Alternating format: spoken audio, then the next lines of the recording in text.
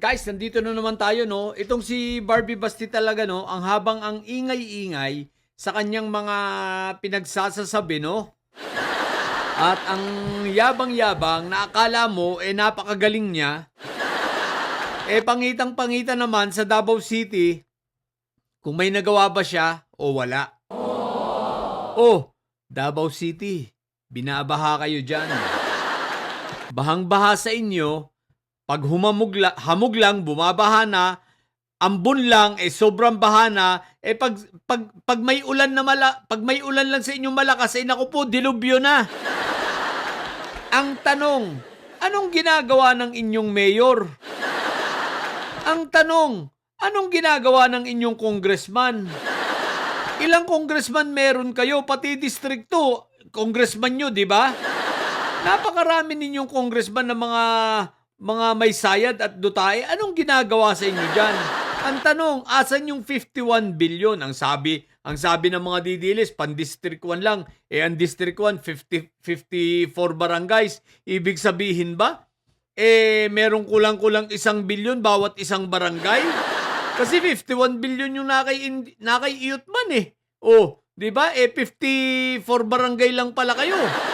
So kulang lang sobra lang ng 3 para sa tigi 1 bilyon. O sabihin na lang natin, para magkaroon ng fair sharing, gawin na lang natin na na tig na 900,000 o 800,000 bawat 800 million bawat isang barangay.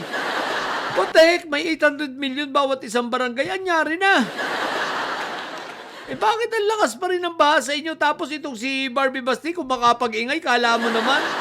Barbie Basti, ano bang ginagawa mo dyan sa Davao? Bukod sa pumapasok ka ng alas 4 ng hapon, aalis ng alas 5 sa opisina, tapos maglalasing, pupunta sa mga gay bar, titira, kaya ka nangangayayat na Pangitang-pangita, palong-palo, tapos ngumingiwi ka. Ikaw naman yung tunay na bagag, kitang-kita na sa itsura mo, ha? Nanlalalim na ang iyong mata. Mukhang good items yan o dahil stress ka na talaga, no? Dahil sa mga napag-uuhuli na yung mga negosyo nyo dyan, napag-uuhuli na yung inyong mga illegal dyan, ang droga ninyo, limitado na. Limitado na nga yung drugs nyo dyan, tinitira mo pa.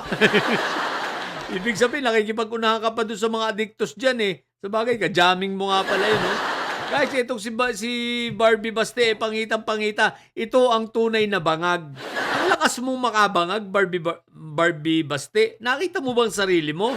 Abay, manalamin utoy. Tsaka, uy, Yutman, asan yung 51 billion? Kaya ka tinatapuan ng tulong, hinayo pa ka Sa sobrang takaw mo sa pera. Asa na yung mga project dyan? Aba, 51 billion, yun ay sobra-sobra, hindi lang sapat. Sobra-sobra dapat para wala na kayong baha dyan sa Davao. Ang tanong, bakit nga kayo puro baha pa rin? Wala pang bagyo yan umambon lang dyan. Pag nagkakahamog nga, bumabaha Ibang klase talaga kayo. Tapos kung maka-asta kayo, ito si Barbie Bastik, alam mo napakagaling, bobo naman. Di ba? Kung gusto pa sa inyo ng tao, kung gusto ng tao kay Barbie Basti, bakit hindi yan ang tumakbong pagka-mayor? Kung gusto ng tao sa mga Duterte, bakit wala nang dumarating sa rally nyo dyan? Babijil-bijil pa kayo, mga hinayo pa kayo. Mga taga Davao, hanapin ninyo kila Iyutman kung nasan yung 51 billion.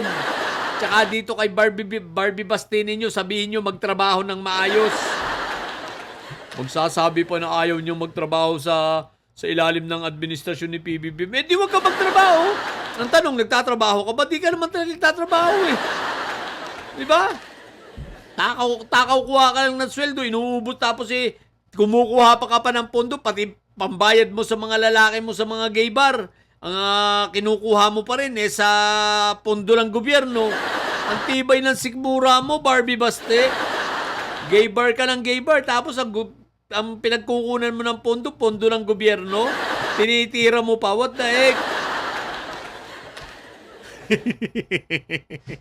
Yun lang muna. Ang yabang ni Barbie Basta yung putik na yan. Sa mga bubundidilis dyan, hanapin yung 51 billion ni Iyotman, ha? O, para tanong nyo kung bakit nasaan at hanggang ngayon pag umambon lang bahana sa Davao City. Matili kayo mga bobot may saan sapagkat ang may saan laging high blood. Bye na nyo!